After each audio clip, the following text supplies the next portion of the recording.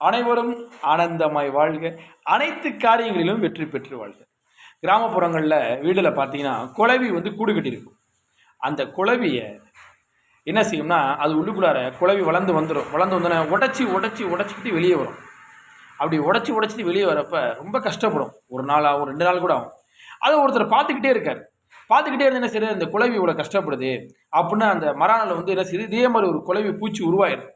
அது முட்டிக்கிட்டே இருக்கிறது ஒரு பார்க்கணும். சரி இதை உடச்சி விட்டுருன்னு சொல்லி உடச்சி விடுவார். உடச்சி விட்டுனா அந்த குளவி என்ன செய்யுது, வெளியே வருது. வெளியே ஒரு சுற்றி சிறிது நேரத்தில் இறந்து கீழே விழுந்துருது.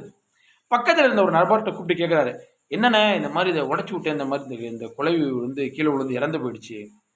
அந்த குளவி இயற்கையாக என்ன செய்யும்னா, அந்த மண் குடுவையை உடைக்கிறப்ப என்ன ஆகும்னா, அதோடைய ரெக்கையில் ஒரு பலம் ஏற்படும். அந்த ரெக்கையிலேருந்து ஒரு எசன்ஸ் வரும்.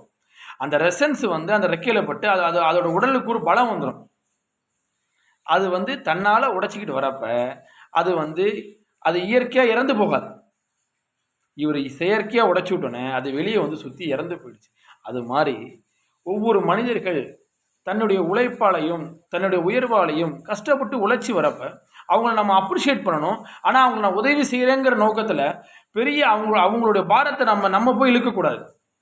அப்படி இழுத்துட்டிங்கன்னா அவனுடைய முயற்சி வீணாக போயிடும். குழந்தை படிக்கிறானா, கஷ்டப்படுறானா, படட்டும். ஒரு ஓட்டப்பந்தயத்தில் ஓடுறானா, ஓடட்டும், கீழே விழுவட்டும், அடிபடட்டும், ரத்தம் வரட்டும். அப்போ தான் வாழ்க்கையோட வழி, அந்த பயிற்சி தெரியும் அவனுக்கு. வாழ்க்கையில் எப்போவுமே சரி, ஒரு மனிதன் கடினமாக உழைச்சி மேலே வரப்போ தான் அந்த உழைப்பும் அந்த லைஃப்பில் இருக்கக்கூடிய கஷ்டங்களும் அவனுக்கு தெரியும். 2வது, அப்போ தான் வெற்றிங்கிற விஷயத்தை அவனால் பெற முடியும். எல்லாமே சொகுசாக நம்ம பண்ணி கொடுத்துட்டோம்னு வச்சுக்கோங்களேன், அந்த வெற்றியை அவன் தொட முடியாமல் போயிடும்.